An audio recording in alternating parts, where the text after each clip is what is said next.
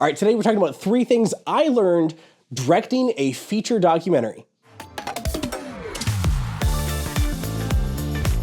All right, before we get started, there's a little bit of housekeeping that I need to take care of. First, I am in a hotel and I'm in the middle of a project that's really exciting, but I can't really talk about a whole lot right now. I can tell you this, the next video will probably be filmed in Africa, so stay tuned for that. But I guess really what I'm trying to say is the next couple videos will probably be a little bit shorter, more succinct, and to the point. All right, now that that's out of the way, let's talk about 3 things that I learned directing a feature documentary. The first thing I learned directing a feature documentary is that finishing a film is much more important than making it perfect. Look, I'm a perfectionist and often to my own detriment, but as obvious as it sounds, making a film requires you to finish it. And let's face it, a perfect film will never actually be finished because you can always make it better. Ultimately, you're gonna run into limitations, whether it's budget, time, or resources, something is going to limit you. And if you're trying to make a perfect film, that's gonna be really frustrating. But if you embrace those limitations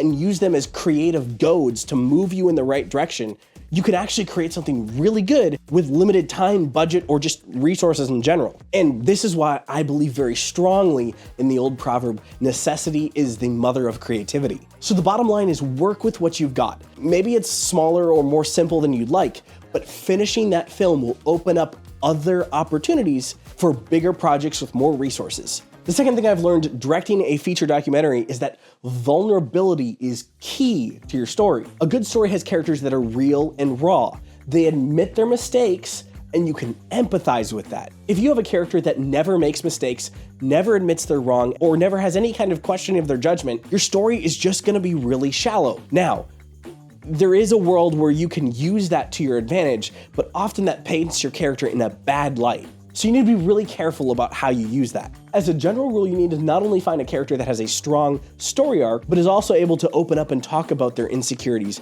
their fears, what they're feeling, going through whatever problem they're overcoming. And that's often gonna lead to really good emotion. I think the best way to describe this is just to show you. So I'm gonna play a scene from my film, Pulled from the Burning. In this scene, the main character, Ken, explains some really uncomfortable things that he had to deal with. But I want you to think about what that scene would look like if he wasn't able to open up and talk about his doubts, his fears, and the pain that he suffered. I didn't know there was such a thing, a sole survivor syndrome. I didn't even know I would have to deal with that. Of course, I was so focused on just getting better, going to my therapy and dealing with the pain in the burn unit and all the stuff I had to deal with that I didn't even think about it. But when I got home,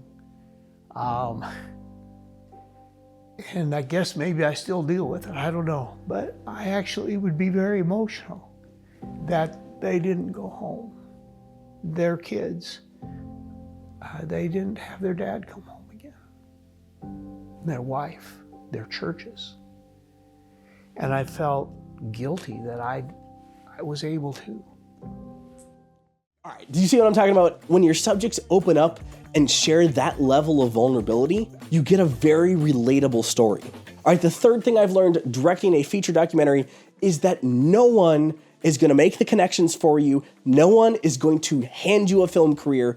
You have to do it yourself. I made a video about this last week, but I think it bears repeating. You have to do the work. And I feel pretty strongly about this because it's something I struggled with when I first started out in film. I kind of imagined that I'd find that perfect film and then my film career would be set from there. But that's not how it works. You have to put in the work to show that you can do what you want to be hired to do. So get out there and start filming things. It's not going to be perfect, but that's okay. Finish the film. Don't make a perfect film. All right, thanks so much for watching, guys. I have to go to bed because I need to catch a plane super early tomorrow morning. Anyway, stop watching this video and start making something. I believe in you, and I'll see you in the next video.